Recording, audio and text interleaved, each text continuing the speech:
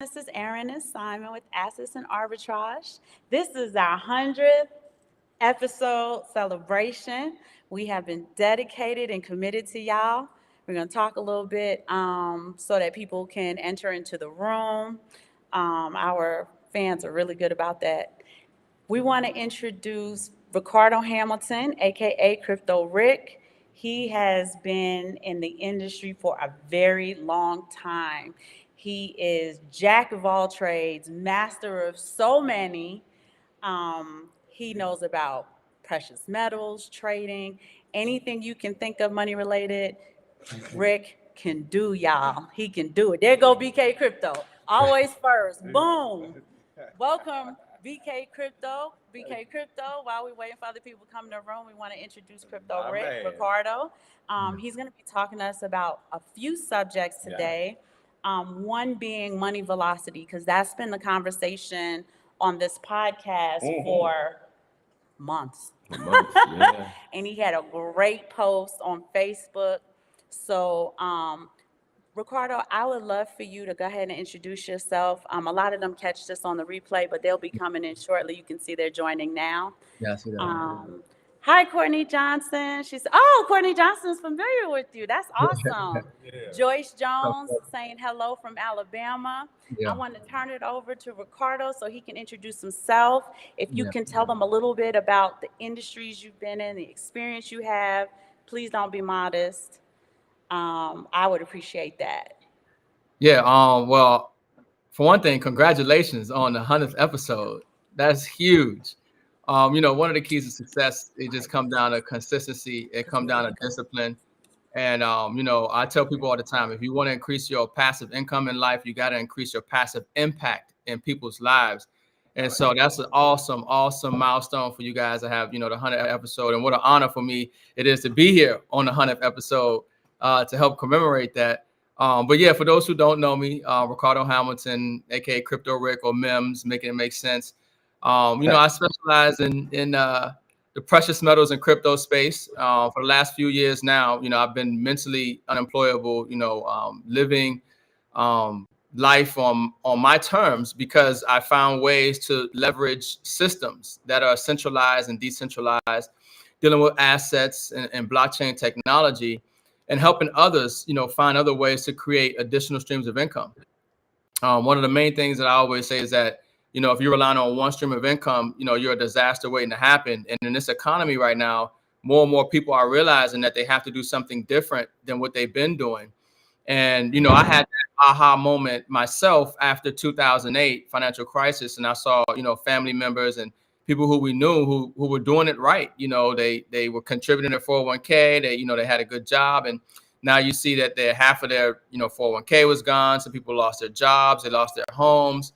And it took me down the rabbit hole of the monetary system. And, why is it, that these boom and bust cycles happen in the economy, every 10 years or so. And, what gives a dollar value and why is the dollar the world reserve currency status? And once I found out about the Federal Reserve, being a private bank, and me finding out that the dollar is fiat currency, it's no longer backed by anything of tangible value like it was before with silver and gold. And then you figure out that, inflation is because the government continues to print more and more money. Then it starts to make you question, well, where's my financial security? Where will my financial future be if all I do is work for dollars and hold dollars? And you have, rising inflation, and every 10 years or so, there's an economic crisis that can wipe any type of savings that you've had.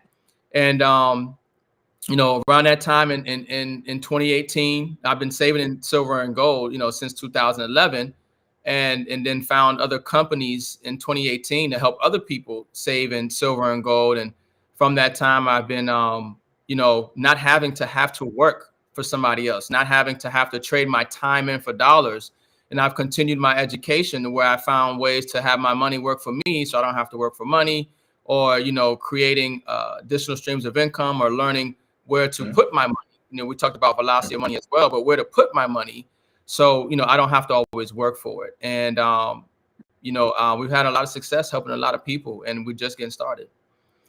That's great. That's And wonderful. so I just want to let the family know out there. I believe I'm trying to get my dates right, but I've been probably got down with crypto Rick. I want to say 2019, I think maybe. so. I think that's when I came across you. So I've been following you the whole time. Dang, it's Yeah. 24 now. It's about to be 24. Yeah. So, Yeah. you know, I had seen you recently. I seen you was jet set and you was traveling.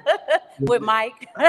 I Yeah. seen you when you was in Europe somewhere, in Yeah. Croatia or something. Yeah. I seen you. So yeah, that's all good, man. Crypto Yeah. Rick, we've been following, We're coming man. Very along. thorough brother there. Yes, sir. Yeah. So I would go into it. You want to start? You want to go? It Yeah. seemed like there's enough people in the room. So well, we wanted to talk to you. You made a post last night as I was sitting up. A very post. I was like, man, we're going to talk about this for sure.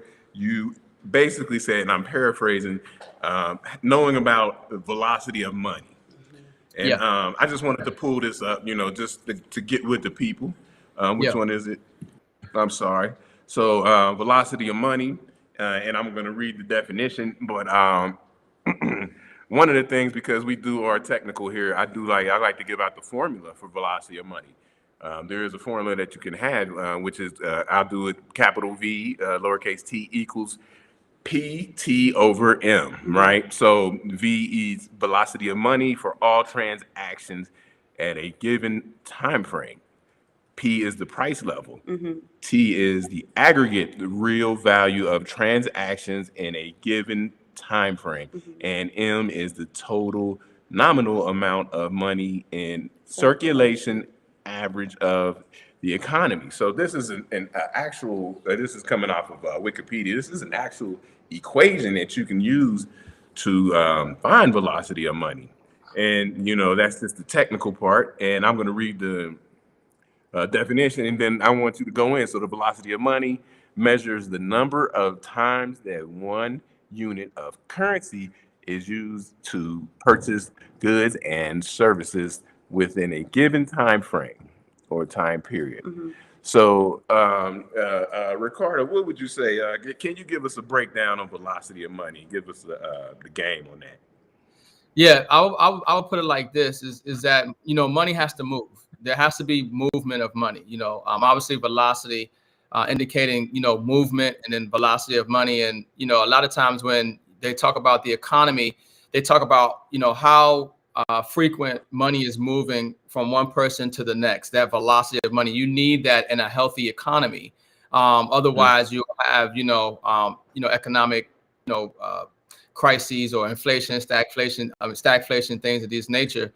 But when I put it in that post, it was more so in reference of like knowing how to move your money from one place to another place, and that movement of your money putting you in position to make more money.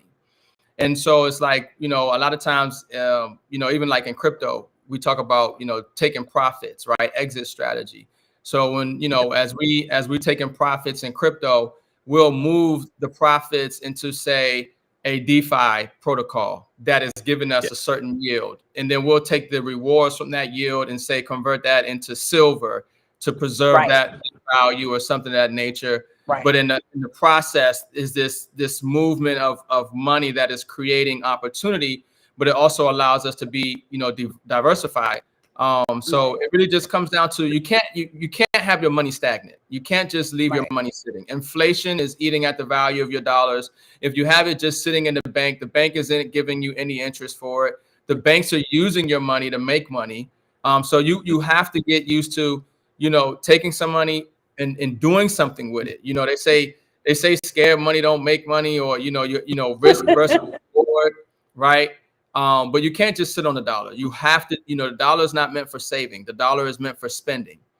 And so you have to learn how to preserve the value of your dollar while having it grow for you.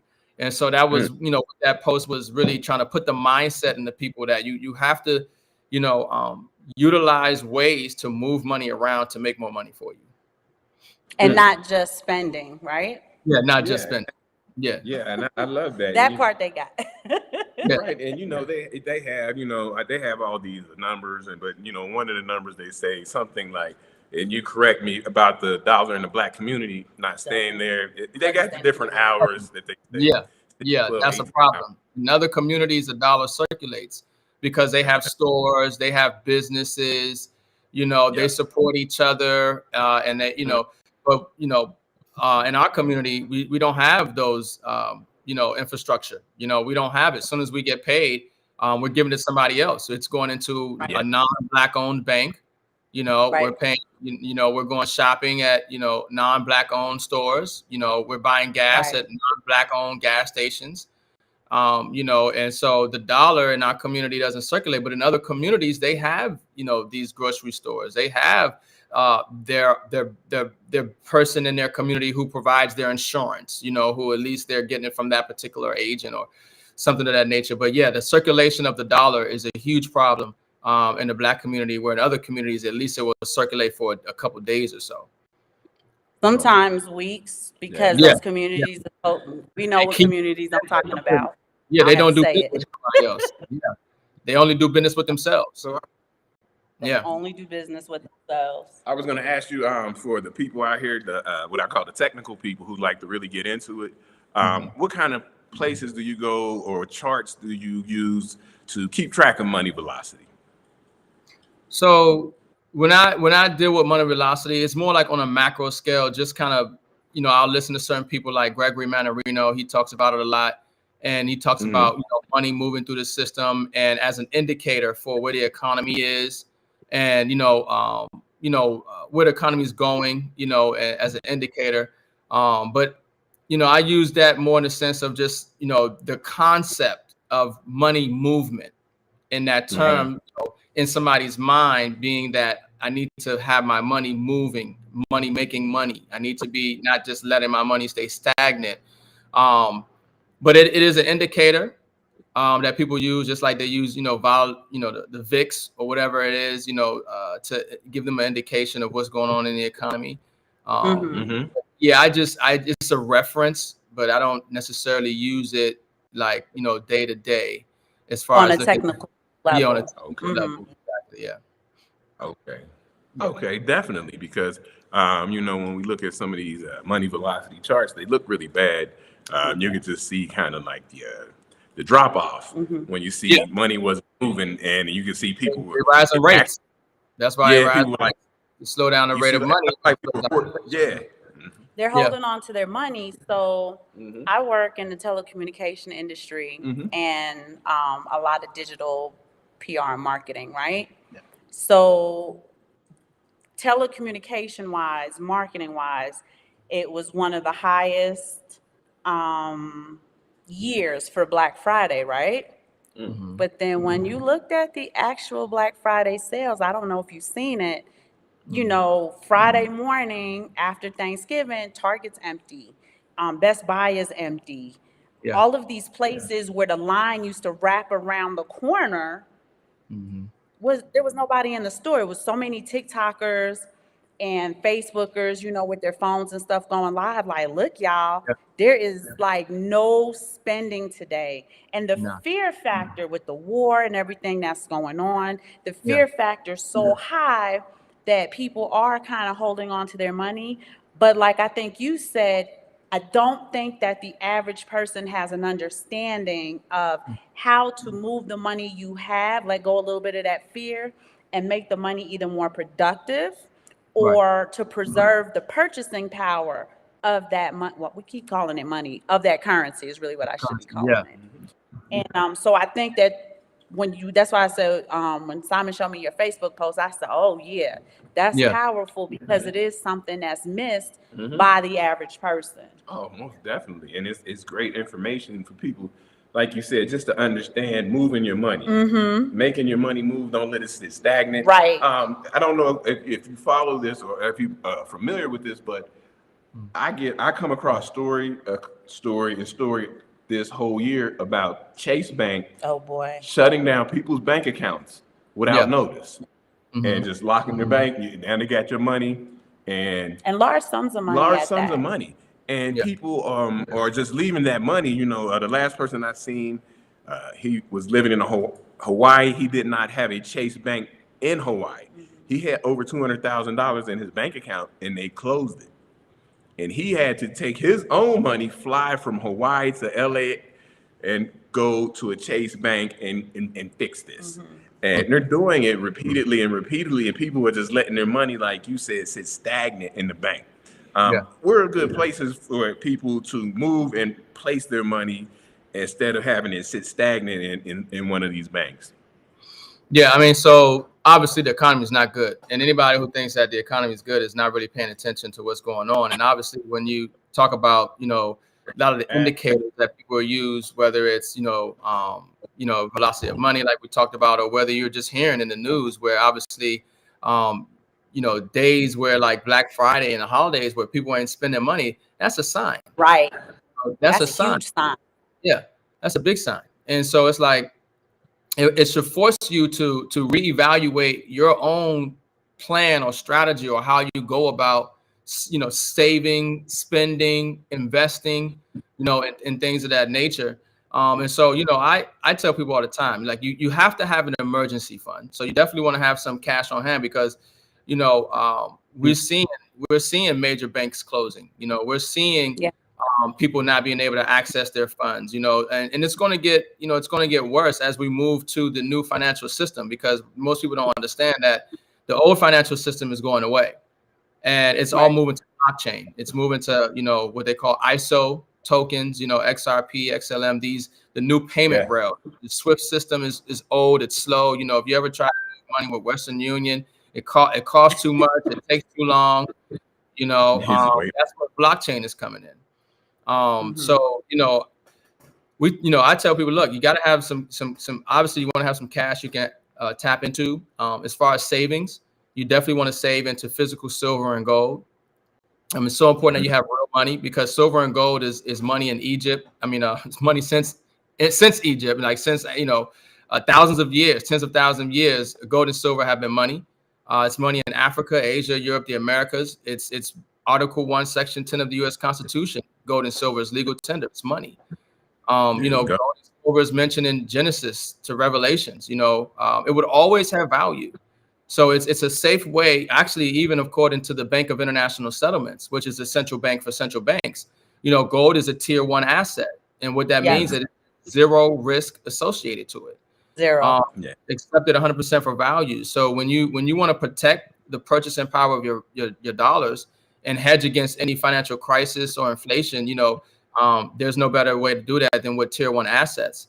And so, preserving it in physical gold and silver. And of course, you have to get into blockchain. You have to get into the crypto space. Whether you're preserving it in a stable coin, whether you're just preserving it in a DeFi contract, whether you're preserving it, in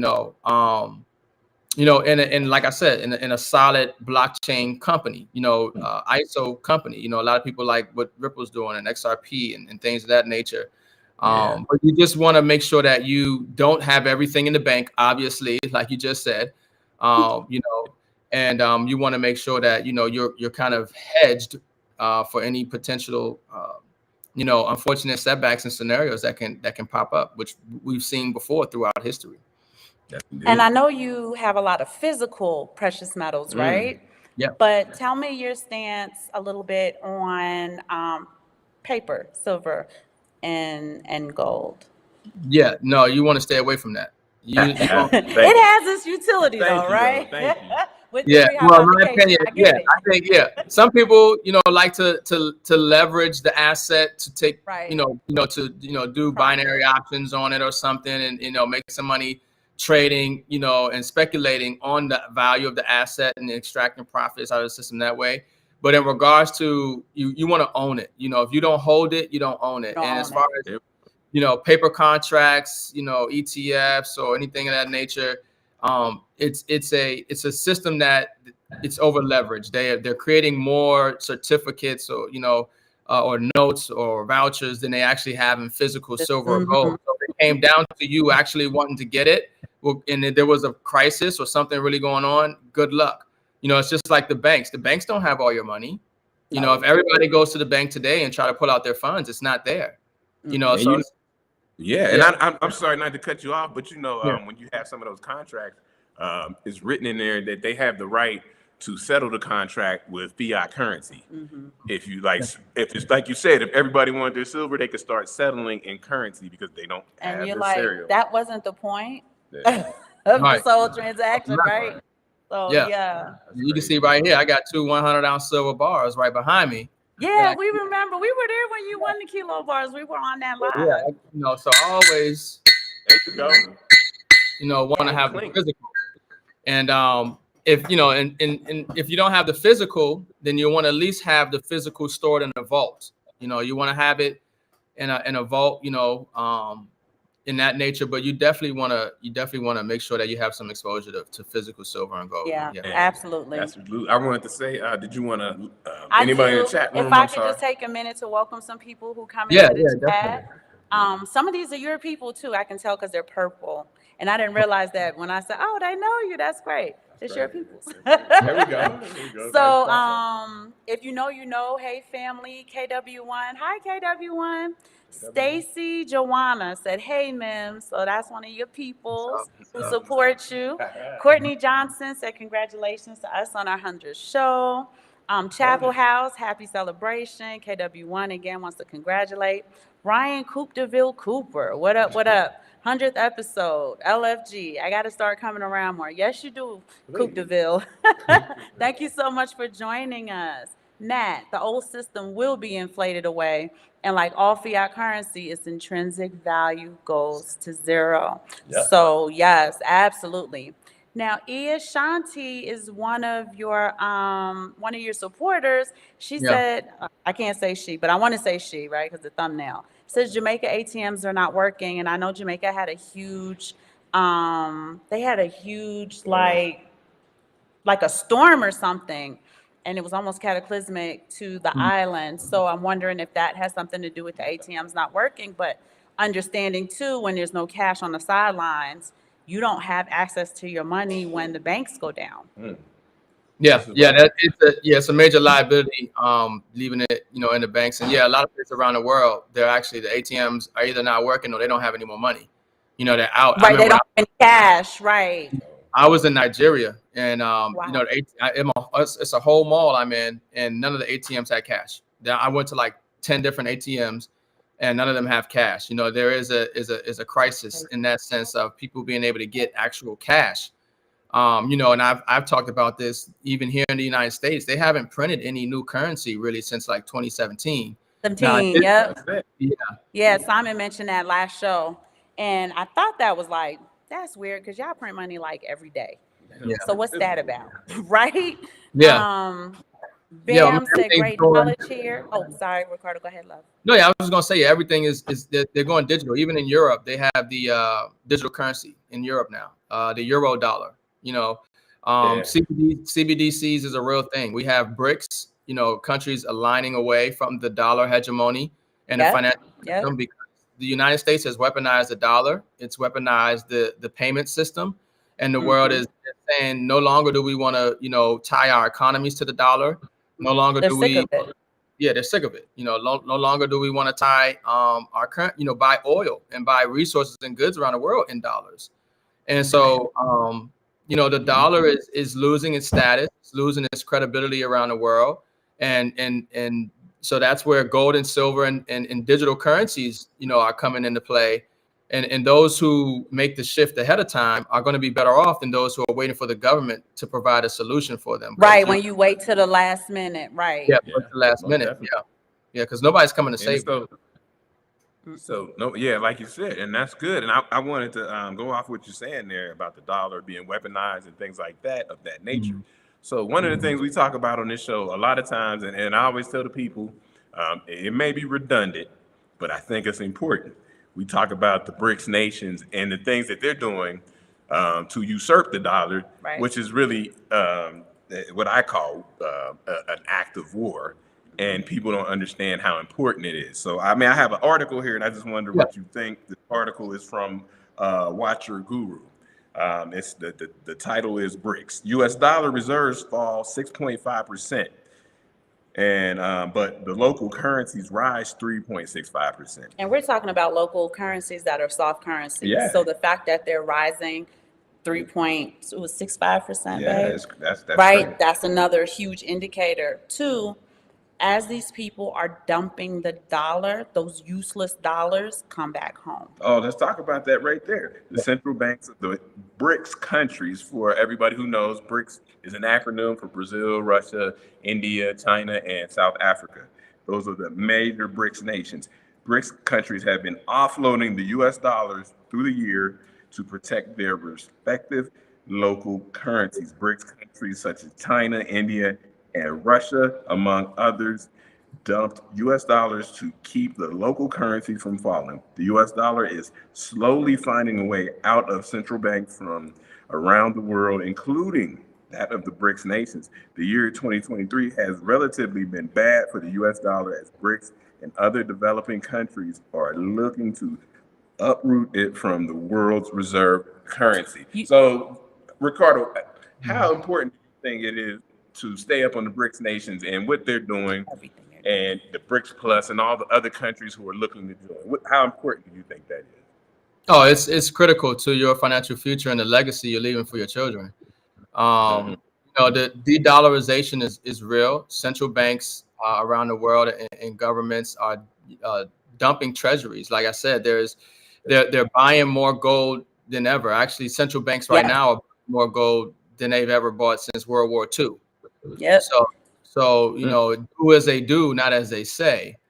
And if Mhm. you see central banks and institutions and government buying more gold than they have since wartime, it's Mhm. an indication of what's going on. And obviously, when we see BRICS and other countries, and we talk about the value, of the forex of the currencies around the world, well, because now these countries have the resources, and now we're projecting forward as their value of their currency is going to be based on their resources. They have the gold. They have. So that's why you're starting to see a lot of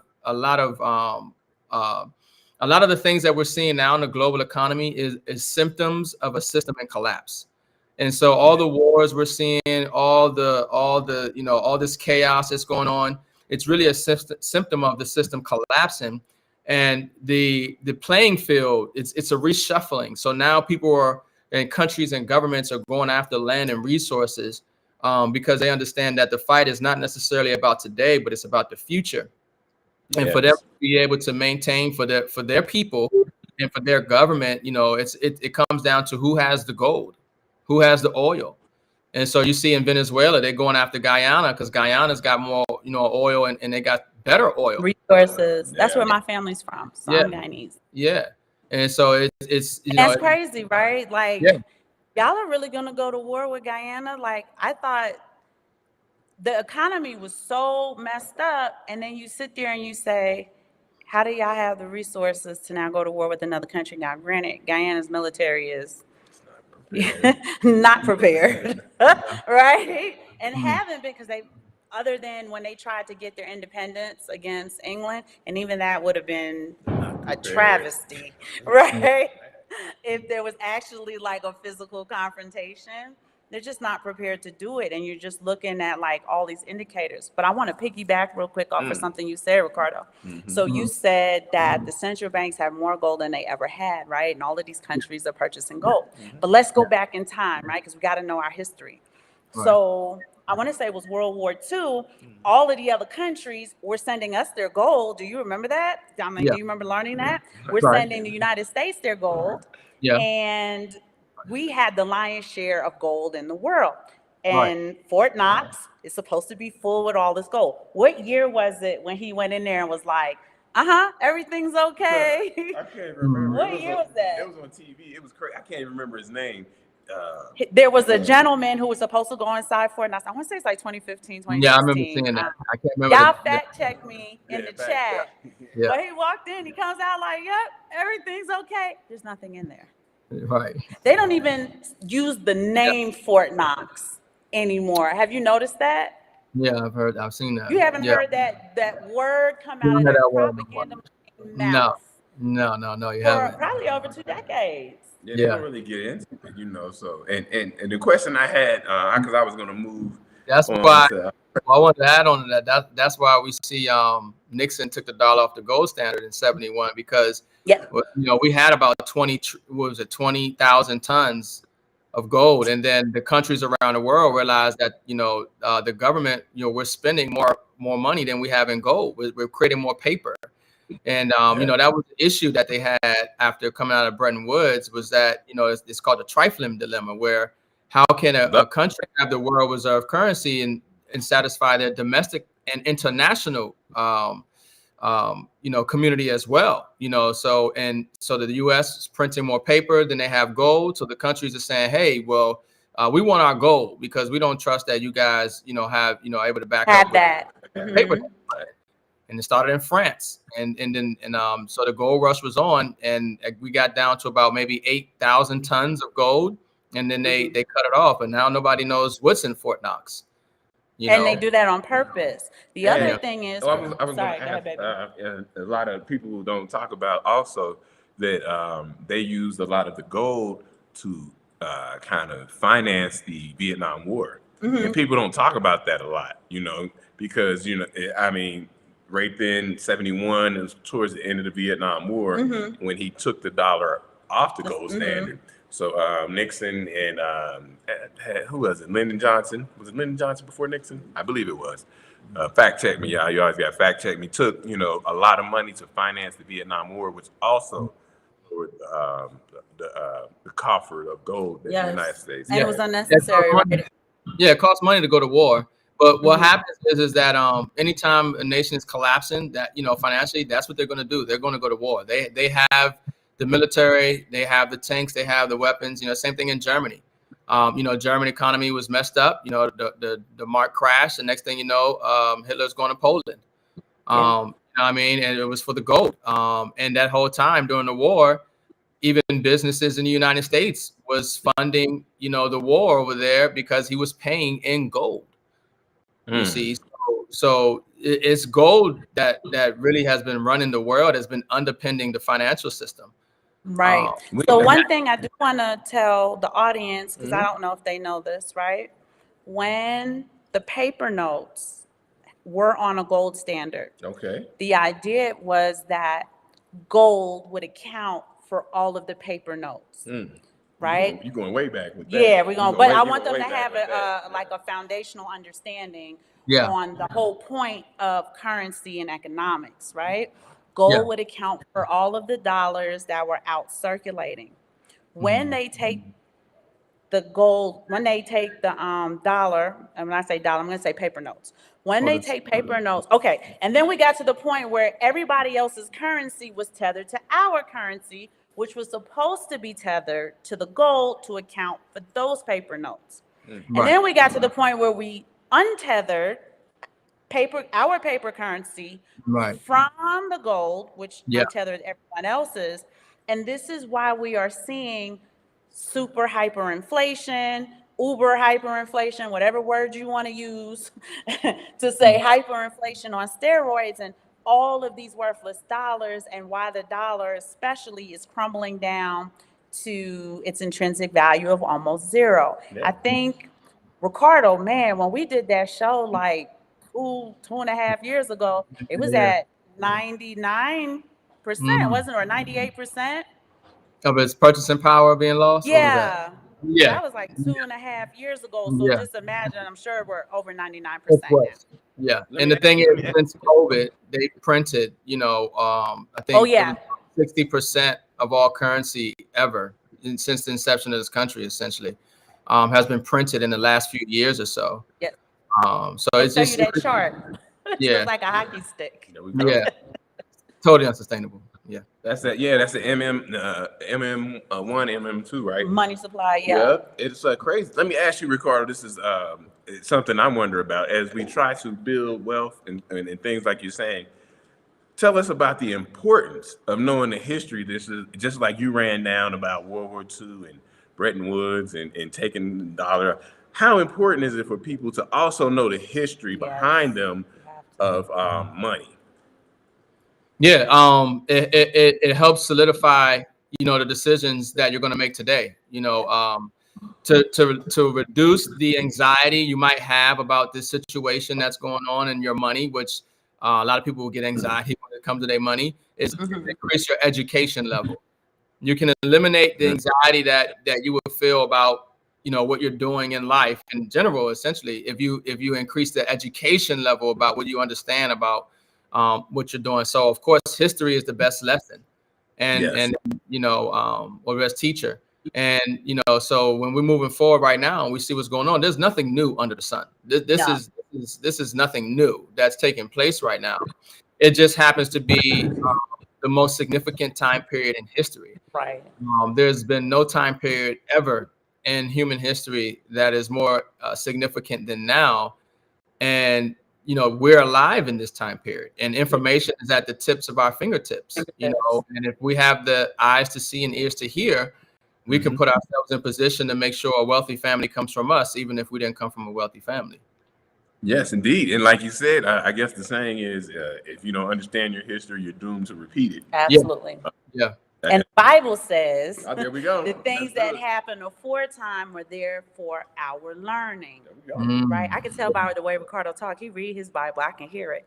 I can hear the little scriptures in there. There you go. But yes, like Matt is in the chat. Welcome, Matt. He was saying the majority of gold is held at West Point and the New York Fed in Manhattan. Laugh emoji. I hope it's still there, right? Like I'm telling you this thing, but that thing might be empty. And then he says gold is on the Federal Reserve's balance sheet, priced at $40 an ounce. They will for sure reevaluate gold to pay off debt. They have historical precedents with gold revaluing Roosevelt. And it's so crucial, like you said, to really kind of understand the history, because understanding the history on what this is, how they manipulated it, what they plan to continue to do to manipulate it, helps you now, helps your household now to make the methodical, strategic decisions on preserving not just your purchasing power, but Simon and I always talk about your economic labor, right?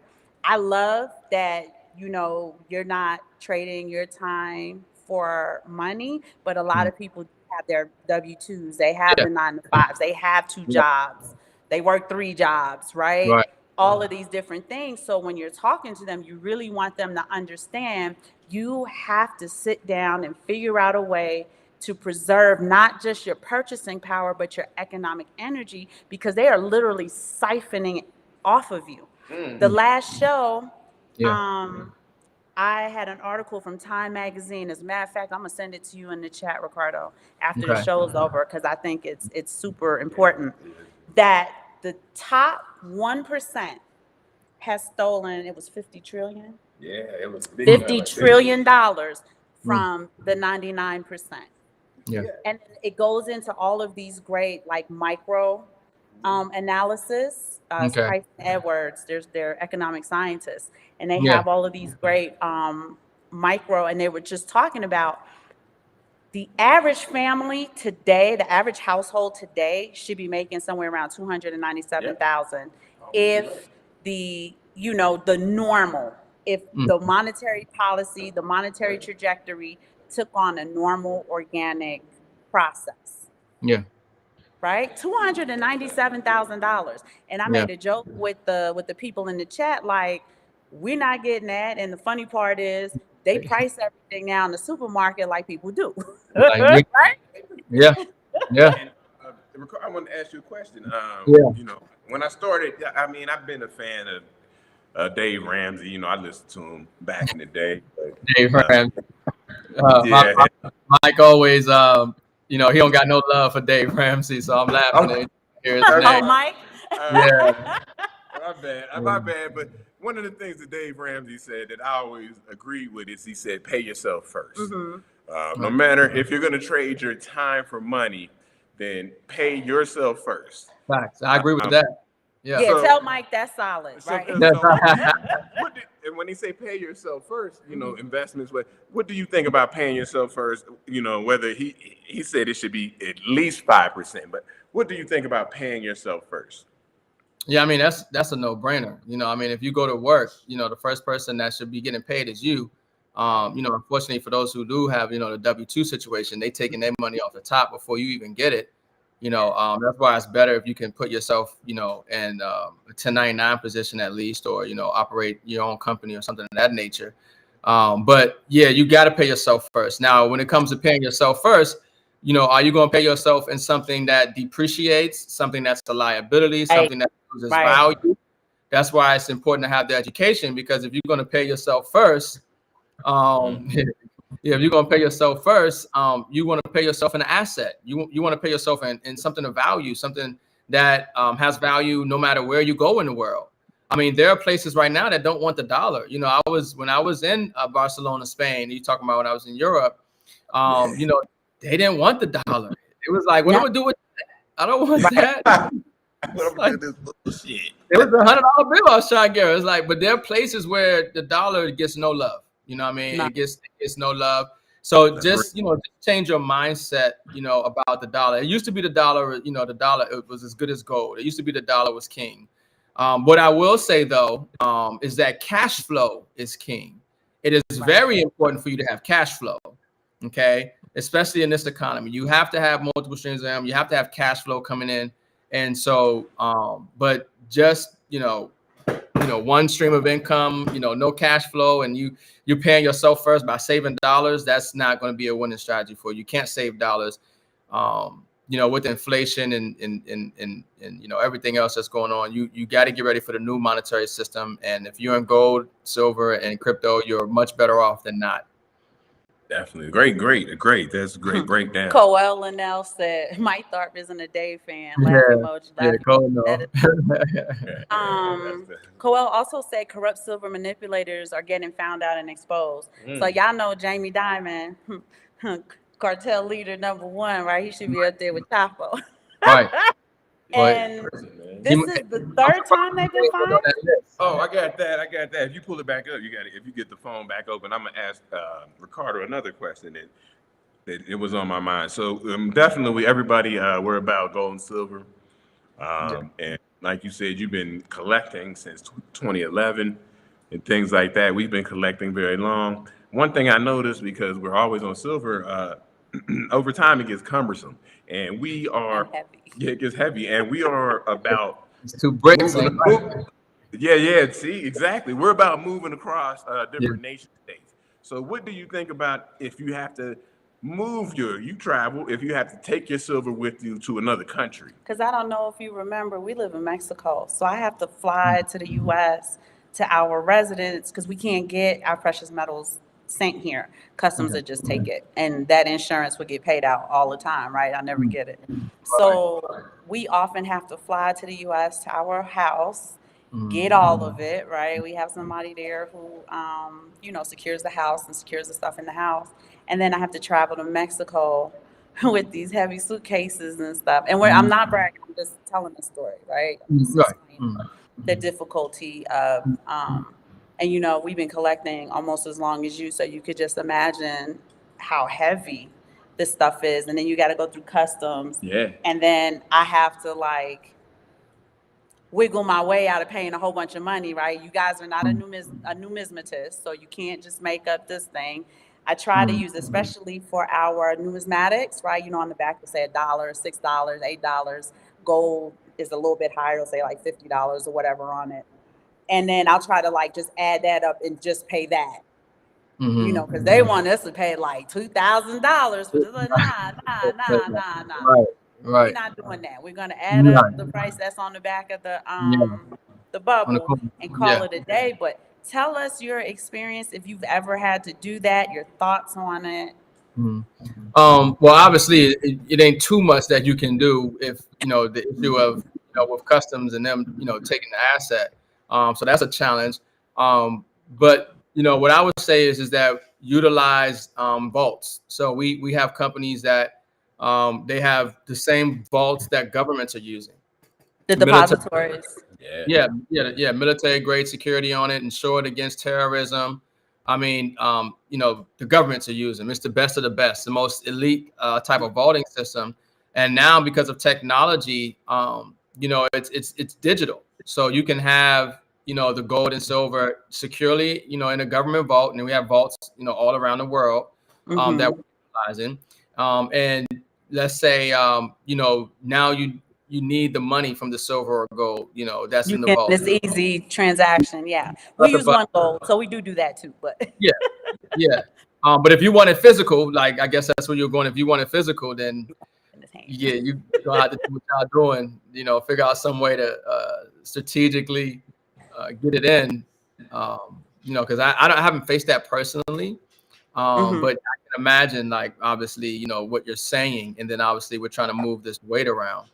Yeah, so that's a perfect. What I'm saying is, when we talk about the tenets of money as described by Aristotle, portability is a big thing, and so a lot of times people will move over to. I mean, I'm big on Bitcoin because portability.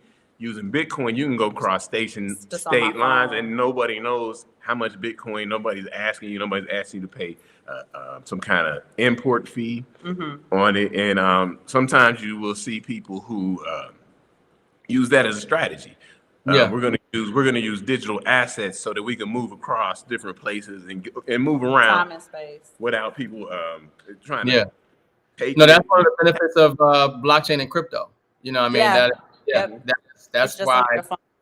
That's why a lot of people, love blockchain and crypto, because a lot of the disadvantages, so to speak, with having hard physical metal, that money, it is solved with blockchain, in crypto. So that's but that's the new monetary system, and now it's the combination of both. And that's what we're seeing, with CBDCs and things of that nature, where they're backing, their currencies by gold. People like Jim Rickards talks about this. A nation, two nations have gold, and they'll, the ledger, as that's all blockchain is, it's just this ledger here, and they would, send cryptocurrency to represent the value of the transactions, and then at some point in time, they will either, settle in gold, where they would actually ship the physical gold, or, the gold is, say, stored in Switzerland, and then, it doesn't have to move, but it's just a change of the ledger of ownership, or something of that nature.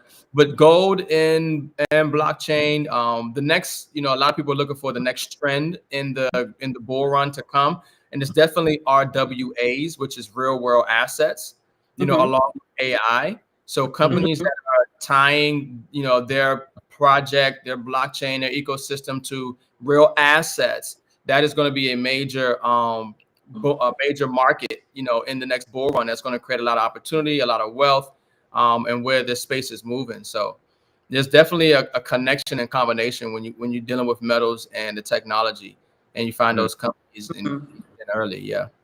Absolutely. And I think one thing about the physical asset of precious metals, right? Like Doomsday Preppers, we watched Book of Eli. The world is in a post-apocalyptic state, and you have something that you can trade or barter for something else, right? For us, I think the physical asset is important because we talk about legacy building, right? When you have small children, we have a 6-year-old. We've been doing it probably since he was born. And we always take the silver out so that they can get used to wealth. I think one of the reasons why when we talk about professional athletes, entertainers, and stuff like that, you made so much money and you're broke now. And the idea is that these were people who didn't have money, came into money, didn't understand the concepts of money, wasn't used to the wealth. You really want to we show it to our children. We typically have them kind of pick out the numismatics. We got one child who's a Marvels kid. We got the other was a Star Wars kid. And when we talk about 7K especially, there was a lot for them to choose from to be collectibles, but we wanted them to see it, to hold it. This is gold and you can feel how soft it is, right? This is why people used to buy that kind of thing. But to get them used to wealth, kind of build their mindset from the beginning, right? So they don't have that scarcity. They don't have that lack mindset. It's like, oh yeah, we got a whole bunch of this stuff and this is what it is. And this is for my children, right? Because we get that going, this ain't for y'all, right? We're going to let y'all touch and look at it, but it's for your kids, right? It's for your grandchildren. So you really, I think that utility is extremely important, especially in the Black community. When you guys are into precious metals, you should sit down with your children, let them see a kilo bar, right? See how Mhm. heavy this is? Yeah. Don't touch it. Yeah. It's going to be yours one day, but don't touch it now. But just that kind of thing, so that their mindsets from Jump Street can have that prosperous, abundant kind of mindset. You know what I mean? Yeah, And they won't have like money blocks and mindset blocks and stuff like that. yeah, you Yeah. got it. You hit the nail on the head with that one, most definitely. If you want to check these, I want to check some of these comments. Let's see. Hubby's not crazy about some of these comments. Well, I mean, Matt said, yes, sir. Dave probably got his jabs. yeah, I don't know. Oh, I get what he's saying. Got it. Yeah. Something we said was bullshit and a scam. I'm not sure what it was because You always gonna have Shay pros. didn't go into it. But welcome, Shay. Thank you so much for joining our podcast. Ricardo's going to be here helping kind of fix some mindsets, we hope, give some insights, open up some receptivity to this knowledge and wisdom. KW1 wants to know, what coins do you think are going to be great in AI memes? So obviously none of this is financial advice, and a Obviously. lot of times, yeah, right. And a lot of times, most people just don't even know the resources. And so what I like to tell Yeah. people do is, when you go to CoinMarketCap, you can literally look at the different categories that are in the blockchain Yep. space. So just like same way in traditional markets now, when you have, different stocks that are representing different segments of the economy and business, it's the same thing in blockchain.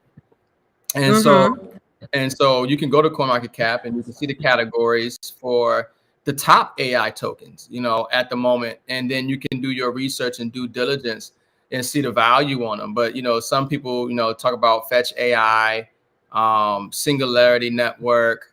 I made some good money on Render. Okay. There's just a couple. But one thing about this space that people always do is say, well, what coin to buy, what coin to buy, what coin to buy. And it's more important that you understand why you're buying this coin as opposed to trying to get rich quick. It's more important that you understand how to go about doing the research to validate a project, whether it's a top coin or whether it's an emerging project, knowing how to check, the who are the developers, is a smart contract audited, who are they partnered with? Where's the liquidity coming from? Are they providing real use case and utility? So many people treat this space like a lottery ticket or like, just, Yes, a casino, right? yeah, like a casino. And it's like, it's way bigger than that. If this literally can set you and your family up, for good. If you really took your time to, figure out what sector of the blockchain you want to be in, why you're excited about it. And like I said, that could once you bring up that education level, that will make a difference in how you invest. Because I can tell you a token right now, but if you don't have that passion, belief, and understanding about a particular token that I tell you, that will determine what you put in. You might put in $100 when you did your own research and you realize it might hit you a different way. You might put in 1,000. Right. And that difference, is huge, and it comes down to your faith and belief and understanding. But on the flip side, right, when you don't do enough due diligence, it could set you back. Right? When you don't do enough of that research, looking into this, double checking that, understanding its utility, its use case, who's backing it, where did they get the funds from, so on and so forth, it can set you back, and it sets you back really for lack of knowledge, lack of understanding, or lack of doing your due diligence. So that's important as well. So, you got any comments over here that you need? KW1 said, yes, I do understand I have paid tuition. And yes, I'm serious about the iBuy. Maybe what you buy. KW1, you may want to, if you could just clarify for me.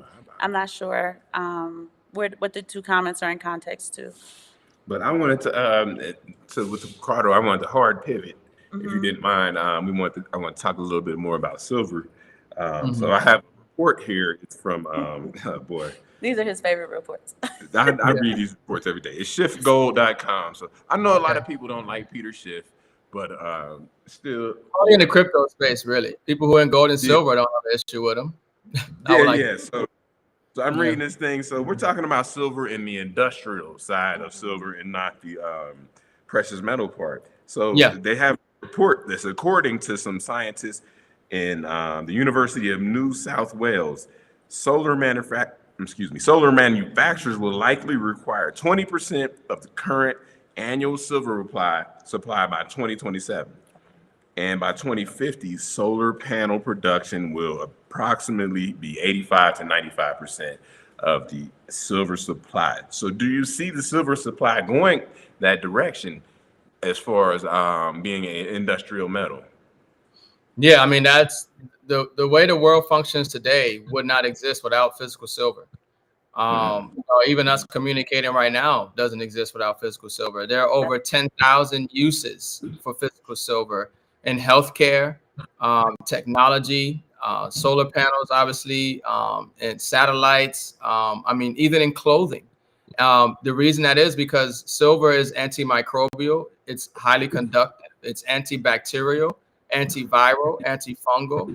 So there's so many applications for, and we're moving into a technological era. So the use for these metals, these resources for their properties and things is growing. So when you talk about the demand just for silver in one sector with just solar panels increasing significantly, well, that takes away from the supply in other areas. And when you have a high demand and you have low supply, you have the price of any given asset or anything essentially having to rise in value to adjust and compensate for that rise in demand and lack of supply. So silver, is the most undervalued asset on the planet. So go on and hit the nail on the head, Ricardo, about why it's not rising. Yeah. Well, it's funny because the same institutions and JP Morgan and central banks, that are buying it up, they're also suppressing the price. The price. Yes, and that's why they stay away from the paper contracts, the certificates, the ETFs, and things of that nature. Because that's how they do it. They do the short selling, naked short sales, and they manipulate the derivatives market, the paper contracts market on these metals, and they keep the price down. And that's why JP Morgan is now sitting on over 600 million ounces of physical silver. They're the largest bank, largest physical silver holder. And yeah, JP Morgan. But they're also the number one manipulator and rigor of the silver and precious metals market.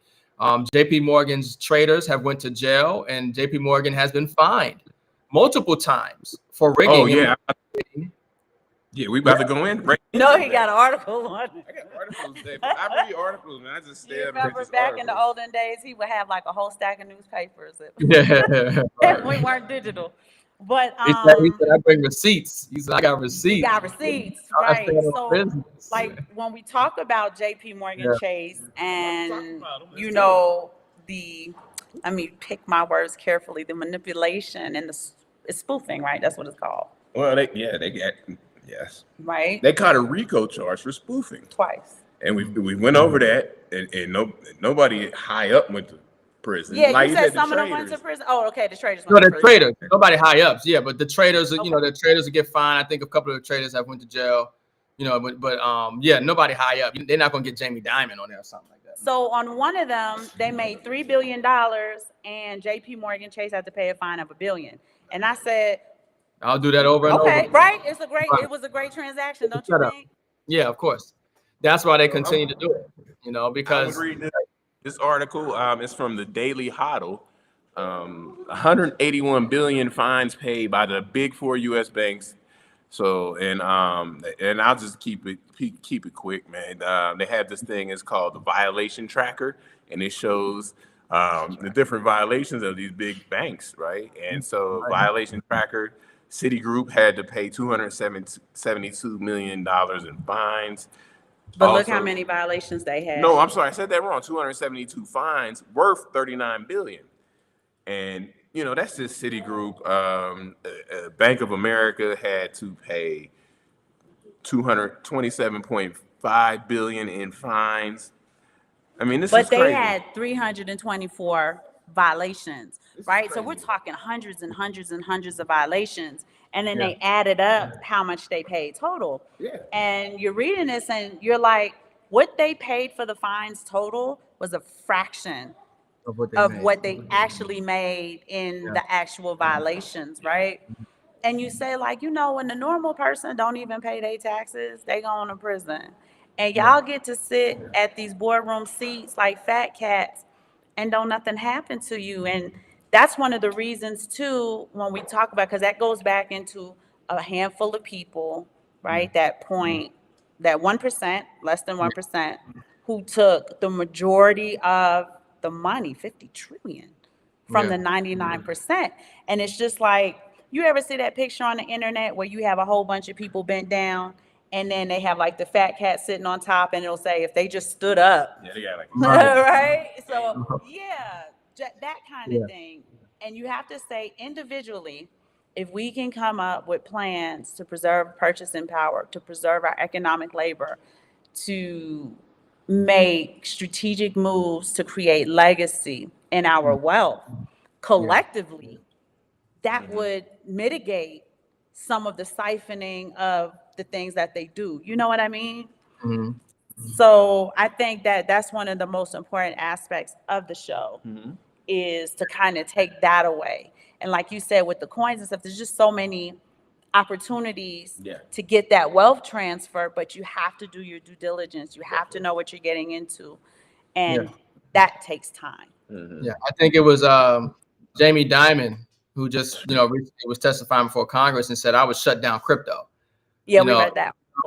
even though they have their own blockchain, he's buying up, he has a stake in the whole crypto market and space. And it just goes to show the corruption, the hypocrisy.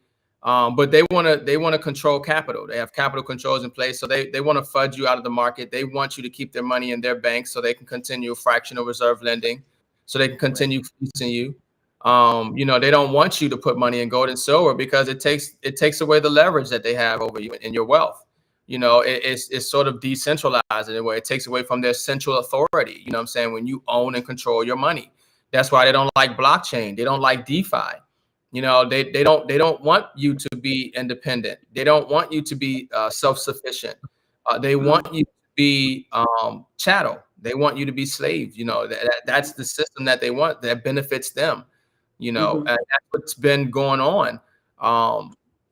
But yeah, once we realize the tools and resources that are already here for us to build our own economies, to be able to do business, with ourselves and preserve and grow our wealth ourselves through smart contracts, through blockchain, and technology, then that's when we can take our power back. But we're Absolutely. living in the largest wealth transfer in history, and this type of information they never wanted to get out. They never No. wanted us to be able to communicate and talk about the stuff that we're talking about now and empower ourselves and empower our families. They never wanted this to get out, but there's nothing that they can do about it. We are wealthy. We are going to get wealthy, and we're going to change the world and make it a better place.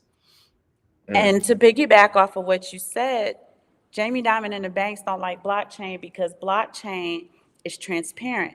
Every single transaction, you can't do backdoor transactions, Yeah. right? We know exactly where this went. We know what time it went. It got there relatively immediately, right? Because the idea too was to be able to transfer value, let's call it value for now, right? To transfer value through time and space in a relatively quick time, right? Yeah. And with the blockchain, it's like you can't do those backdoor deals. You can't do those closed boardroom deals, Yeah. right? With the blockchain. And that's one of the reasons why they hate it, the transparency of it. Yeah. It's like the Federal Reserve. The Federal Reserve is an unauditable institution. It's supposed to be a Right. government for the people, by the people. But why would we enslave ourselves to a corporation and pay interest on a money that is our money, supposedly, but it doesn't help us. But nobody's audited the Fed. The Fed is not unauditable. And, if they ever audited the Fed, the world would collapse. We'd be back in the Stone Ages. I mean, it's that bad. You But mean the magic checkbook? Yeah. You mean that? Yeah. Nobody talks about the dark pools or, there's different balance sheets. There's a balance sheet they let you see, and then there's a balance sheet you're never meant to see. Never see. I didn't even think they kept balance sheets the way they just fork out Let these me- checks and all Let this me ask. money. I was gonna ask just two more questions to get him. I don't want to keep you too long. Keep my brother too long. We started this show. I don't know how long ago, but everybody, our audience knows we spent a significant amount of time in El Salvador. Exploring Bitcoin Beach, seeing what you could do, spend Bitcoin, seeing what happens. Using the ATM. Using the ATM. So, what do you think about Bitcoin Beach in El Salvador? And they got other ones popping up in Costa Rica. Costa Rica, I think. Guatemala, right? They Honduras, and one other place. I don't know if it's Panama or not, but fact check me. But for sure, El Salvador. What do you think about that? And the progress that the president, right? Because it's very different from the way other presidents operate. Yeah, So tell us your thoughts about the vision of it. Yeah. I think that anything that helps protect people from the collapse of the dollar is going to be a good thing. And that's what Bitcoin is presenting itself as, and as a hedge, as an alternative. And because of the characteristics of the blockchain and because of the tokenomics of Bitcoin, that gives people some surety, confidence that they can rely on this and use this to conduct trade and commerce. But that's how the world is going to look. It's like when you go into a business now, they take Apple Pay, they take cash, they take Google Pay, yeah. Mm-hmm. Yeah, they taking so we're going to see more and more places where they're going to take Bitcoin, and they're going to take gold and silver. I mean, even in the United States, there are 12 states in the United States where gold and silver is legal tender. You can spend gold and silver the same way you spend dollars. I think that more states will adopt that. Gold and silver is money. The more places will start to take Bitcoin and other cryptocurrencies. And that's why I said it's beneficial for people to tap into this knowledge and get these assets now, because now they're relatively cheap. I was on a live stream on TikTok, and we were talking about the adoption rate of blockchain and crypto, and in the US, it's only 20% of people are in crypto. And then around the world, it's only 4%. I mean, so you can imagine as the mass adoption really takes place, and that goes, double from 20% of the population to 40, and around the world, as that increases, what does that mean for the value of these tokens and people who had gotten earlier?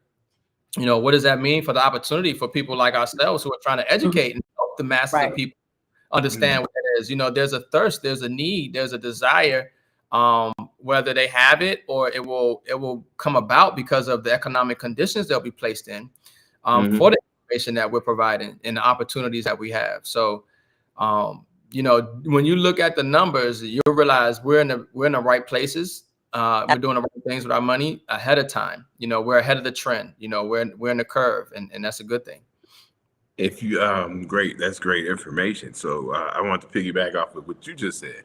If people who are I don't know what you call it. I mean, we use the term Bitcoin maximalists, things like that. What they call them, gold. Yeah.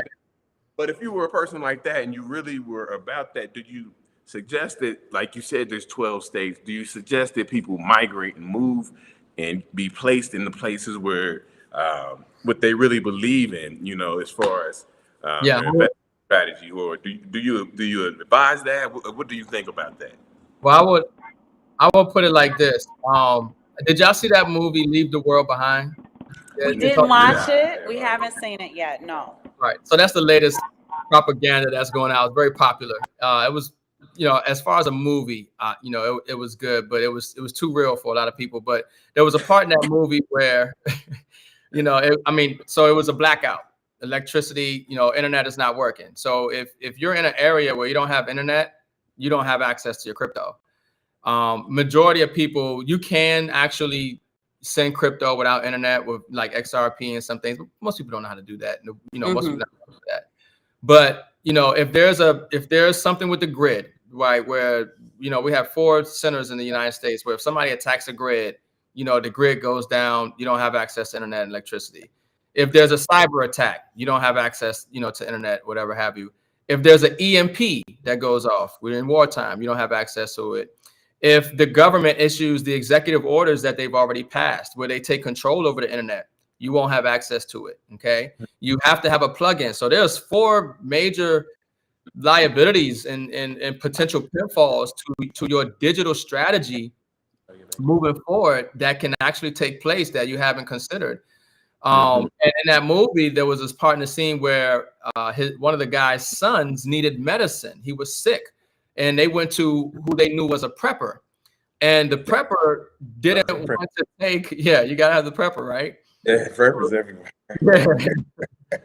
So the prepper didn't want to give up any of his resources because he knew it was coming. But they said, well, look, we have cash. He offered him $1,000. And what he said, look, if the government goes down, what is that? The dollar ain't no good. What is a dollar to me? So it got to the point where they almost was going to shoot each other. Now, in the movie, he obviously eventually he just, gave him the medicine and he took the cash. But in an instance like that, where the government currency is up in the air, gold and silver will never be in that position. Everybody knows gold and silver has value. You will always be able to barter or purchase or get whatever goods or services you need with gold and silver, no matter where you are in the world. Once again, gold and silver is money from Genesis to Revelations. It's constitutional money. There are states here where gold and silver is legal tender. You can spend it. It's money all over the world. There's nothing new that happened. War, plague. I mean, you name it, that has happened under the sun where gold and silver has all of a sudden lost value. So, for those who are the, Bitcoin maximalists and things, well, that's the pitfalls to just being in the digital. Cyber attack, grid goes down, government takes over the internet, EMP. And then, of course, for those who, and they always say, well, the metal is too heavy and you can't transport it. That's why you diversify. That's why I mean, I never understood the argument of either one or the other. I'm like, why can't I do both? Right. We say that all the time. Yeah, we do. I never get it. You can have Bitcoin and precious metals. Right. And I just wanted to say, did you want to read the comments? A couple people popped in and see they had any questions or anything like that. Okay. Chief is having trouble logging on. Oh, okay. He don't have his camera. Yeah. KW1, she did clarify. She said she's serious about the coins she buys now. When she said she paid her tuition, she meant she learned the hard way. She lost some money without going through, and she said so going through that experience made her much smarter, right? Good. Which I'll often say that really quickly is that if you haven't lost money in crypto, you ain't been in crypto long enough. You ain't seen. Okay, so welcome. Now you officially have been inducted into. You can say I'm in crypto. Welcome to the club. You've been initiated, right? Initiated. Okay? Everybody loses money in crypto, but the idea is that you learn from your mistakes so you can make more money. Yeah. Steve Hadfield said, will there be a time where the banks cannot manipulate the gold and silver price anymore?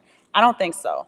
I think they will always have some type of system where they have control. Well, so I'll go, to our good friend of the show, Andy Shackman, and he says about a run on the banks. And they got these contracts that we spoke about on the COMEX that nobody ever stands for delivery. And that's why there is hypothecation. Because if people stood for delivery, you have to deliver them what they want. And that's why in the COMEX contracts, they have it written. We can pay you out in dollars instead of standing for delivery and giving you your gold and or silver. Okay. So he's saying if there's a run on the COMEX that you could get the banks kind of shut down, but it's hard to do. These are events that are possible, but not necessarily probable. Yeah. I do want to quickly welcome So the chief. He's having trouble with his camera. Sorry. Yeah, go ahead, let Ricardo. me address that question. Yeah, so what I will say is that the Bank of International Settlements has passed, Basel III, essentially that the rigging and manipulation will come to an end because they are not going to allow them to continue. They have to have the value. They have to have the resources. So even now, the Vatican, has called all their assets back. You're starting to see people, repatriation of their gold and their assets. But if you look at Basel III and you realize these laws that are coming into effect, it is literally to stop the rigging and manipulation of these markets. So it can come to that point. And then, of course, once you have blockchain as well, once again, it's something that can't be necessarily rigged or manipulated. So I think it will get there. We will get there. We're You're more definitely, optimistic than I am. No, I'm with it. Yeah. It's gonna get there. It's gonna get there. I got to see it to believe it. I I got- mean, no, I they've got- just been manipulating the world for so long Let me tell you, that it's just hard to see a world where they can't do that we anymore. got too much skin in the game. I need to go that way. I mean, I know, I agree with that. Just get I'm in the just game. saying, like, with the upcoming World Economic Forum and the things they want to force on the countries, the smart cities, the kill switch in the Teslas. Did you see they just recalled all of the Teslas? Yeah, you're gonna like that movie because you're gonna see what happens to the Teslas. I seen the Teslas, but I've been watching the decoding videos. Yeah.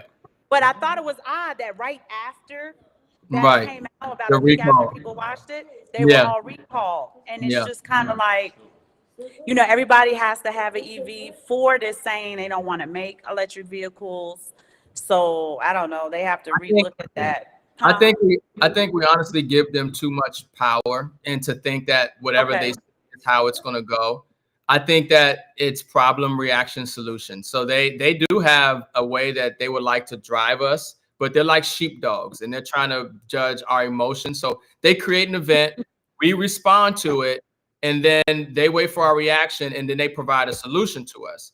Now, it's if we acquiesce to it, what we have to do is not acquiesce. We have to not go along with their provided solution, especially if it's not in our favor and we didn't have any say so in it. But just like with the economy, we're in uncharted territory. The Federal Reserve, they don't know what they're doing at this point. They're manipulating interest rates and money supply, but never before. There's nothing for them to necessarily reference in history for them to know how to handle the situation that we're in right now. They have ideas. These people have things that they want to do, whether it's Klaus Schwab and all these guys, but it doesn't mean that it gets done. There are some things that they have planned and it won't get done because we won't allow it. I hope so. I like the idea of that, because the smart city to me is the supermax federal prison, and I don't like that. There we go. So You got who? But I do, before we do that, I want to welcome the chief. I think he's having issues with his camera, though. Chief, come on, are you there? Chief. Can you hear us? Are you vocal? Yeah, Chief stuck. Cool. Chief, Can I y'all got hear your me? volume all the way. Okay, there we go. Vocal? Okay. Yeah, we can hear you now. Okay, welcome, Chief. What say you on the things that you heard? What say you?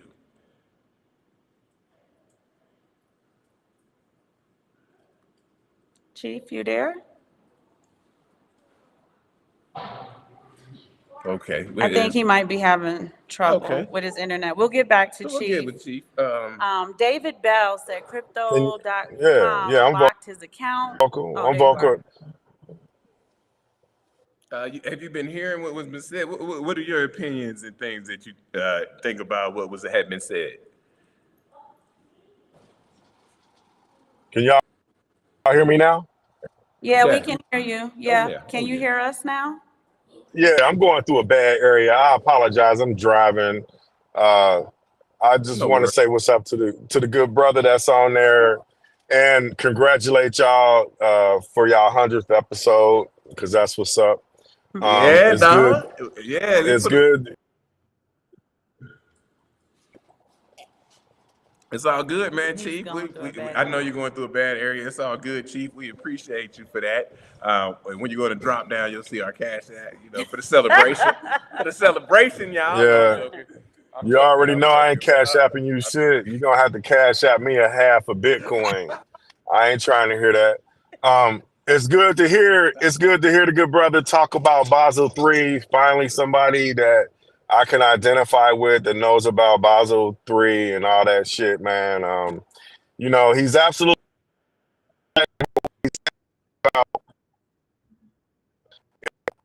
getting a lot dystopian.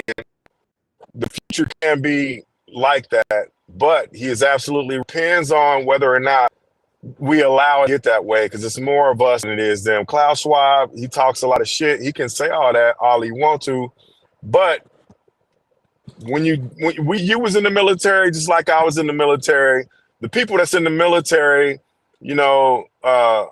a certain amount of them still have their humanity, and they have families, and they have. I mean, I think about this all the time, man. They have things that they want, things that they want to do, and things that that they want to accomplish and don't want to happen. So when it comes to something like that, as far as like, you know, them trying to shut stuff down and do different things, you know, if it happens, you know, it'll be like, you know, the sequel to that movie that y'all was talking about, the Civil War one. That's Yeah. Okay. Yeah, the Patriots. Yeah, we definitely got some Patriots here. We're not just going to go along to get along, whatever that's going on in this country. People are ready to stand up and fight. It's just that we're waiting for it to be just straight up black and white, and that's the thing. You know that they're going to throw the first punch. We can't necessarily throw the first punch in that battle. But yeah, people are ready. People prepping. They're prepared. It's almost there's an understanding, even if people are not even connected or communicating. There's a thought process. There's a frequency. You know, amongst people that just understand, you know, that line is being drawn in the sand. It's not going to be hard to decide you on. It's so many different things, you know, that are taking place that you can ask a person, you know, one or two questions and you know whether they the sheep or, you know what I'm saying, they ready for freedom. Yeah, that's the truth. That is the truth. You're right about that. So let me ask. I'm gonna let y'all go in on this one because you know this is y'all wheelhouse. A lot of people want to know about CBDCs and cashless societies, and you know, of course, are good people who know cashless societies, as it's written in the book of what? Revelations. Revelations, yeah. In the times, how do we see cashless societies, and how do we wrap that in for our people who understand that? So what do you think about the future of not having access to physical fiat And the mark. and the social credits that they're gonna like, you know, try to force people like the program that China's on now? Like, what do you think about all of that? Yeah, I'm familiar with them. Obviously, wanting to eliminate cash, and we know some of the disadvantages of cash, and also we know the advantages of it. You know, the thing is that the reason that we have cash was because it was a certificate for gold. You know, it was an easier way to transport it. You know, the visibility of it, convertibility of it, and things of that nature. You know, the characteristics of money, and so the paper money, you know, necessarily wasn't bad. It just got bad when they, you know, printed too much of it and took it away, took away the value that substantiated. You know, the dollar was IOU, was a certificate, you know, for gold. You know, if you had, that's why the dollar was as good as gold. But now we're moving into more of a technological era where, you know, we're relying heavily on technology. But you know, the counter to that is the physical metal. You know, but yeah, they definitely, you know, there's some anonymity when you have cash. Like I can go take $600 out my bank right now and I can go buy whatever I want and nobody knows what I bought, you know. But with the digital side, when you're talking about CBDCs, you know, now you're talking about that digital prison, you're talking about where they're tracking everything. You know, they can shut you off. That's the, as they say, mark of the beast. You won't be able to buy or sell without their permission type of scenario. That's literally what a CBDC is. It's programmable money. Right. You know, it's not the blockchain decentralized type of money that we think about when we think about crypto. It's something totally different. So definitely we have to fight against CBDC. We don't want CBDC. And the more people who realize what the CBDC is and the disadvantages of it, more people are just going to say no. And when we all say no, like Chief was saying, you know, there's nothing that they can do. I mean, the world is rising up right now in protest all around the world about what's going on in the Middle East. I mean, it you know, or what anything. Even during 2008, there was Occupy Wall Street, and you know. Yeah, I remember that. I remember that very well. Yeah, and the Tea Party and all this and that, and so they only have as much control as we allow them to have, and we've let them have way too much control, and now it's time for us to, you know, take back that control, and that's what we're seeing right now across the United States with the election and everything else that's going on, where you know, people are saying, you know, this got to stop. You know, this ain't working. That's what's up. Chief, can you are you vocal again? Yeah, I got a call.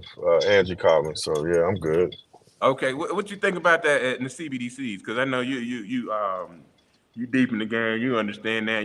We could refer SME on that. What you think about Well, I mean, he's 1,000% correct. It's programmable money, and you know, it's only gonna. That's why I keep telling people, man. People don't want to listen. They all scared and shit.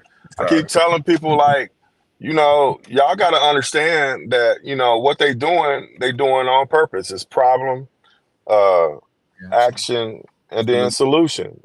They've heard you right into where they want to herd your ass, and then you do what they want you to do. I mean, if you don't get any Bitcoin, if you don't get any digital assets that have utilitarian value, then that's on you. I mean, we can only tell you so much. You know what I'm Right. saying? I got to where I'm going, so that's why y'all can see my face. I had to turn the camera on. I didn't want to be Oh, you riding back? around with the We camera on. back. But Yes, sir. nah, it's just, it's one of them things that, people have to be aware of what's going on. We got way too many people in this world just walking around like horses with blinders on and shit. They just want to, and they call it the herd for a reason, because a lot of people act like cattle. They just walk around and they just do what they told to do and all that. They don't question nothing, and a lot of the problem is the educational system. The educational system was set up, the current educational system, whether people want to believe it or not, was set up to imprison your mind, to take away your creativity. That's why you don't have a lot of arts anymore. When we was young, we used to have gym and all that shit, man. We learned how to shoot bow and arrows, all that stuff. We used to have classes to where we made stuff with our hands and stuff, man. Yeah, But you right. now, people getting away from all of that, man. Now everybody, you sit your ass down, you just read some stuff and try to memorize it and take a damn test, and yeah, here you go, get your ass on. It's Yeah, crazy. you right. And I don't want to derail the conversation, but I want to just go off what you said, Chief. They took the trades out the school, right? Yeah, you got to go to an actual school that focuses on trades in order to do something like that. So, And, like, say, here in Cincinnati, you go to one of the Oaks, Scarlet Oaks, Diamond Oaks, or uh, uh, it's the one of the third other one. ones. I forgot the other It's one, the man. third one. Yeah, Shit. but you're right. Those two, yep. Yeah, and you learn a trade along with getting your so-called education. But people know that in this corporation that we live in called America, um, education is way different. If you go to another country, if you go to one of them countries that's more aware of stuff and aware of how the West do stuff, they'll let you know that education in the West, in the US, is like not really education. Nah, And like I I said, know we might be getting off the subject, but shit, y'all gotta, whoever's listening, y'all gotta understand, man. And I ain't got my glasses, so I can't see who's commenting and or who's trolling or whatever the hell. But y'all gotta understand, man. What this brother is talking about is 1,000% correct. What we've been talking about for years, me, you, and Aaron, we've been talking about stuff for years, man. The stuff's right. I this, mean, whether you want to get out of your little shell or get out of your little box that you in or not, things will happen to you or around you, whether you want it to or not. mm, I mean, that's just the way it is. So, So I you can wanted either go ahead. I wanted to mention something interesting to you, Ricardo, because you may not be aware of this. But so we live in Mexico, but we live in what we call like the bush, right? Very rural and stuff like that. In the Pueblo that we live in, it's cash heavy. So many people don't have squares or whatever they're called, right? Or terminals or anything like that for you to even use your card. And what you come to find out is in Mexico, outside of Mexico City, Monterrey, I want to see if I'm missing one. Maybe Puerto Vallarta, they get a lot of tourists. Guadalajara is the second biggest city. So you're gonna Yeah, but Guadalajara. Guadalajara still is technologically behind. It's still real cash heavy. Yeah, The city, right? The city um, has, a few places where you can use. I don't even think you can do like Apple Pay. I know you can do it in Mexico City, but you have these countries now because Mexico is a big country, and I just named 3 or 4 places that are kind of on pace with the technological advancements of the United States. In places like where we live, and this is like the majority of Mexico, you can only use their cash. And I imagine that that is the case for a lot of this, over 200 countries, for a lot of other countries. Right. So, for To give instance, if and when the mark of the beast hits, oh, and there's so many people unbanked, right? I don't even need to go into that. right. But if the mark of the beast hit, it's just like, it just seems so difficult to get it rolled out to a people who aren't even using debit cards yet or credit cards accessibility. And that's because a lot of these businesses, they don't have banks. They don't want to put their money in the bank. They don't trust the bank. They don't want to pay taxes. You know what I mean? So I guess my question would be, give me your insight on the onboarding of all of these countries for digital assets and access to digital assets. Because you travel a lot, so I know you're familiar with what I'm telling you. But I would just like your insight on what you think the onboarding is going to look like. Yeah, no, I mean, I think that the funding will be there because it benefits them and being able to track and trace, their cattle, as the brother's saying, that's how they look at us, and so, yeah, the funding will be there. I mean, even now that they'll give away some phones and, Gotcha. old phones, and they'll give everybody phones, and then Thank you. have That's an what app. I've been saying. Yeah, it'll have something on that nature, and then to also piggyback on the education thing. Yeah, the industrial era is the only reason why they educated us, because they needed human labor in the factories. They needed machines. Outside of that, the education system was not for you to become the best person that you could be, to teach you about who you are and why, all the great things that you can do and opportunity. No, it was literally for you just to work a job, and work. I'm sorry, I didn't mean to cut you off and cut your wisdom. I'm sorry, but I want if you to back up on the education system and the way that they trained you to work industrially in factories, the way with the bells The and all school that bell, stuff. right? Oh, And yeah. trained like a little monkey. If you can just go in depth on that. Yeah. That comparison, I've seen that, where it's like school is prison, and it's about programming and getting you used to authority. That's what it's, morphed into. And, because like the brother was saying, at one time, there was some type of enrichment in school where you were learning home ec, you were learning how to do some cooking, wood shop. They was teaching you how to know, at least, build a little shed or something, now, Built a shed. yeah, now, and I came right out of that era when they were starting to take it out, because I'm in wood shop and they teaching me how to make yo-yos, Just work. with that little stupid, like take us outside and let's build a little house or something, a little shed, little something in the back, but yeah, that's all been done by design, because they realize that they can't control an educated, informed populace. It's always about control. It's a big new Brzezinski once said it was easier to kill control. Excuse me. It was easier to control 1 million people back in the day than it was to kill 1 million people. But they say today it's easier to kill 1 million people than to control them. So they have a problem that they can't control us anymore. And because of the technology and our access to information, that's a major problem for them. And so that's why, they're going to create some type of event. There's something that's going to happen. They're losing control, but like the brother said, is they only going to get as far as we let them. And that's why it's important that we come together with this information and do something. All right. I want to shout out Ruel Black. Ruel Black is our content creator brother.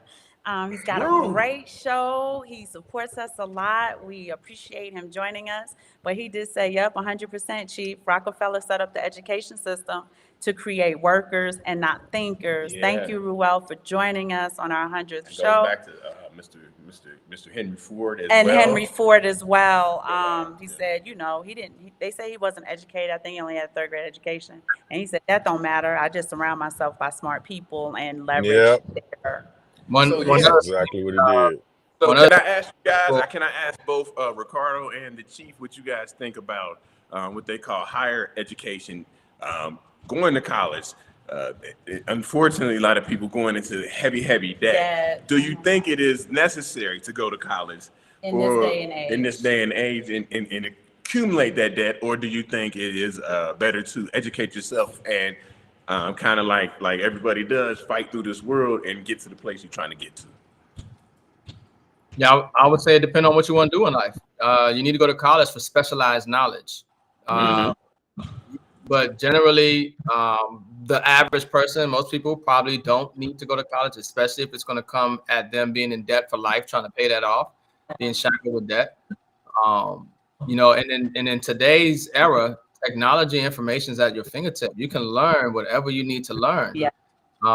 It's in the books, it's online. There's more than enough resources out here. Back in the day, you didn't have that much access to information, access to the resources, access to teachers.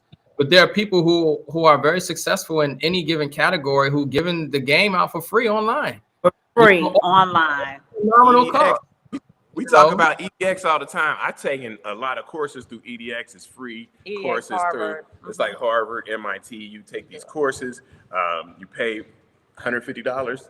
Sometimes they're as cheap as $50. And you get a certificate. And what it was meant to do is you put the certificate online on your LinkedIn profile. So that people know that it's not a degree, but it's a certification in a course that you spent that time.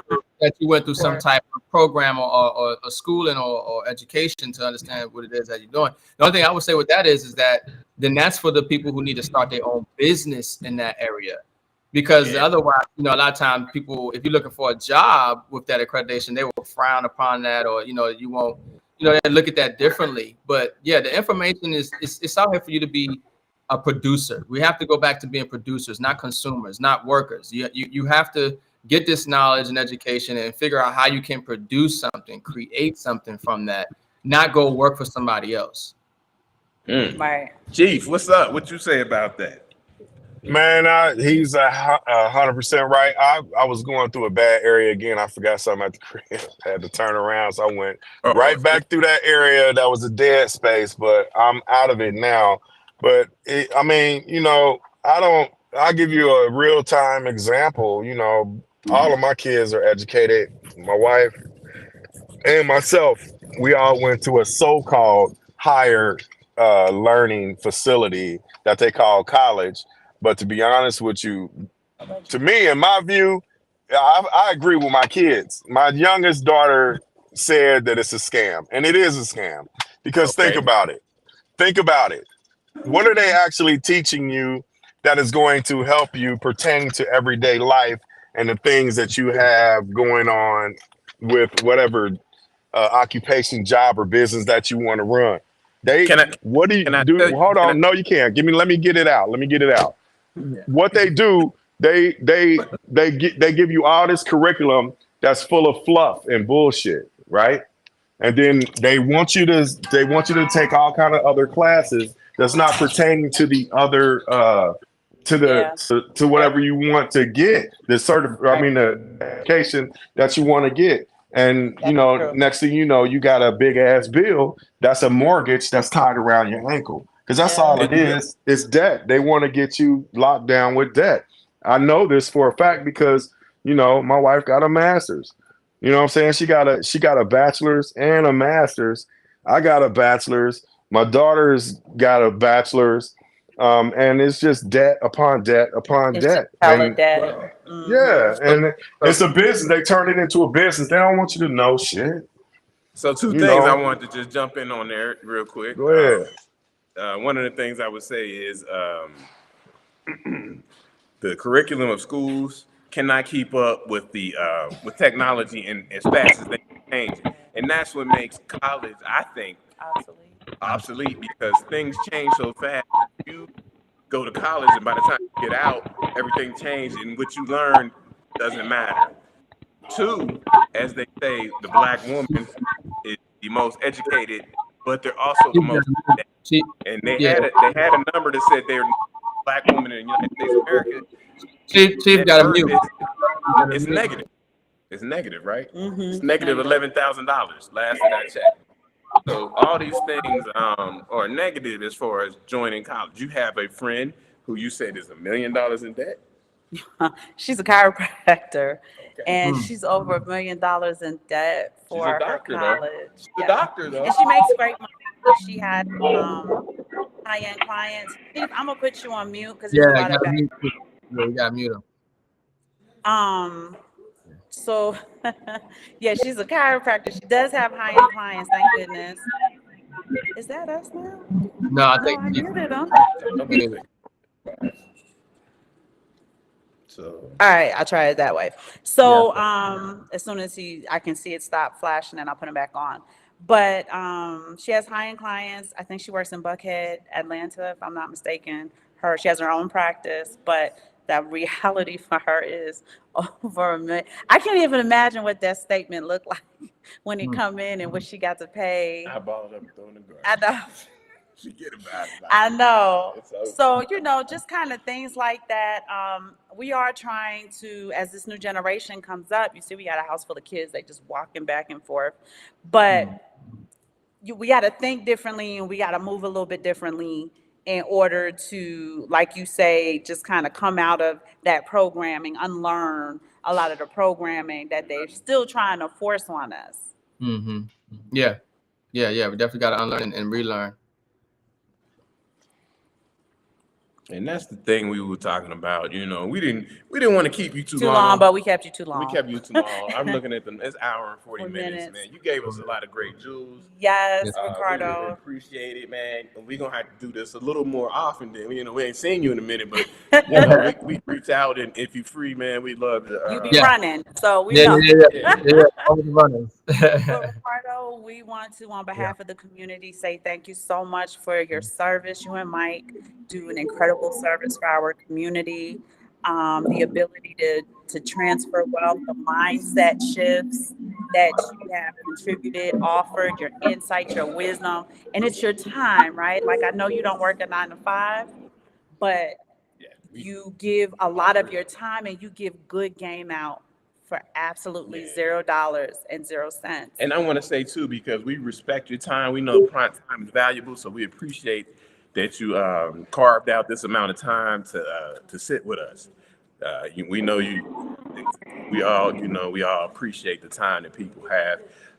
This is the 100th episode. So we have confetti cannons. If you could just stay with us for one more minute, we Yeah, just yeah. want to fire the cannons off because we're Okay. excited.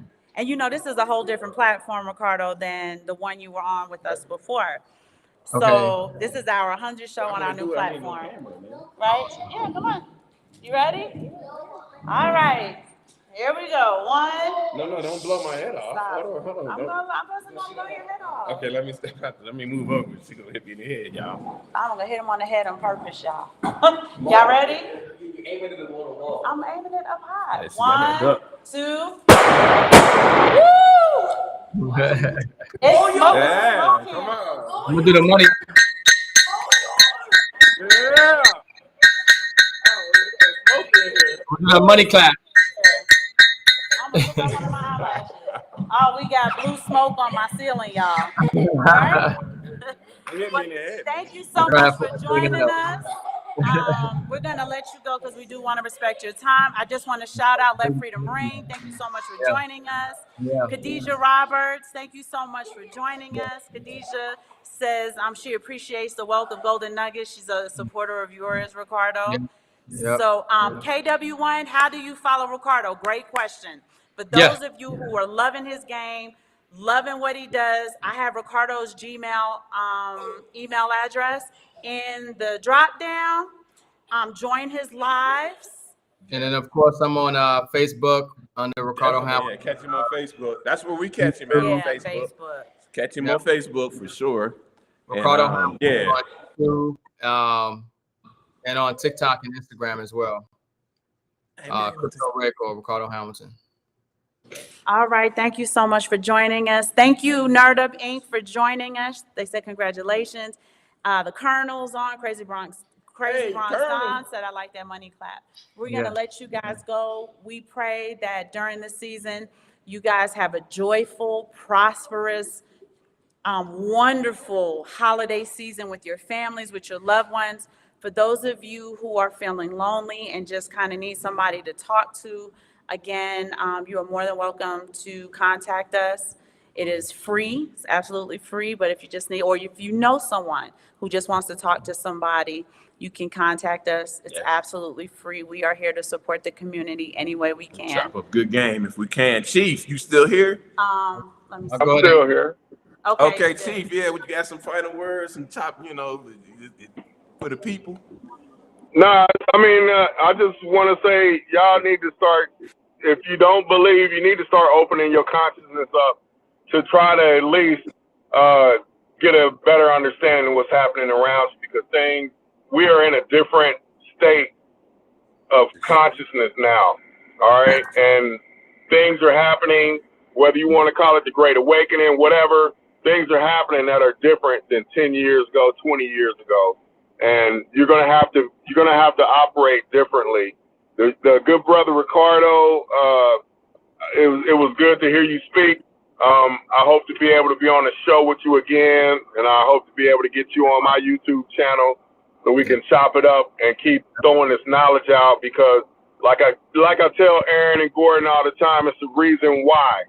There's always a reason why we are speaking right now. There's a reason why we are talking right now. There's a reason why we are all in this space right now. It's happening for a reason. This ain't no happenstance shit. It's happening because it's supposed to happen, because we're supposed to let people know about what's going on around them, whether they want to know it or not. All right? Mm-hmm. Because they might reiterate some stuff that will spark thought in somebody else that is ready for it. Because there was a time where I wasn't ready for it, but I'm ready for it now. There was a time where all of us wasn't ready for it, but we ready for it now. And we're in this same space because we're supposed to be in this same space, because we are tapped into source consciousness, and source consciousness is telling us that we are supposed to be here at this particular time.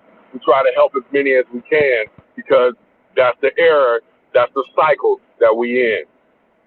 Most definitely, I appreciate that, man. And I wanted to let Ricardo know, man, just to know, we really appreciate your time and everything you did. I also want to let you know about the chief. That's a friend of ours for 20 years. 20 plus years. So that brother's solid, man. So yeah, I can tell. we all like to link up again, man. And whenever we get a chance, whenever everybody is free, we appreciate it. We appreciate the chief's time, and we know the chief is busy. We appreciate your time, chief. We love you. You know we love you. And we hope y'all have a great and wonderful holiday. We love y'all so much. Yeah, Bye, y'all. I love all of y'all. Whether I know y'all or not, I love y'all because y'all are part of Source, man. Y'all, especially if you're a non-ether being, you are a part of me. We are all a part of each other. And one last thing I want to say, whether it's, if you're in an area whether it's kind of warm, if you can, start grounding yourself and start talking to Mother Kai so that y'all can get more connected with what you're supposed to be connected with. We're all connected. We're all connected to this realm that we're in, and we need to touch it and interact with it more. That's why they put rubber on the bottom of our shoes so we can be disconnected from it. And that's how we've gotten so far away from what we need to be attached to. So that's another show in itself. But just make sure that y'all, if y'all can, start grounding yourself. And for those of y'all who read the Bible, right, he say, take off thy shoes, for this is holy ground. You go out there, you talk to the Holy Spirit, you sit under a tree, talk to the Holy Spirit. Very often in the Bible, the Holy Spirit told you to take off your shoes because the ground is holy. So that's another way to ground if you ascribe to biblical. I know the baby's like, there's confetti all over mommy. And then, that's a great biblical knowledge. We love the biblical knowledge. We want to get out of here. We want to let our guest Ricardo have the last word, sir. Yeah, man, I'm honored once again. Congratulations on the 100th show. This was fire. I think the value here is literally can be priceless if people really apply it, because it can have ramifications and create a ripple effect, not just in their lives, but the lives of their future generations. So I'm excited. I'm happy to be here. Yeah, definitely. We definitely got to do it again. All right. Bye, y'all. No doubt. We got it, y'all.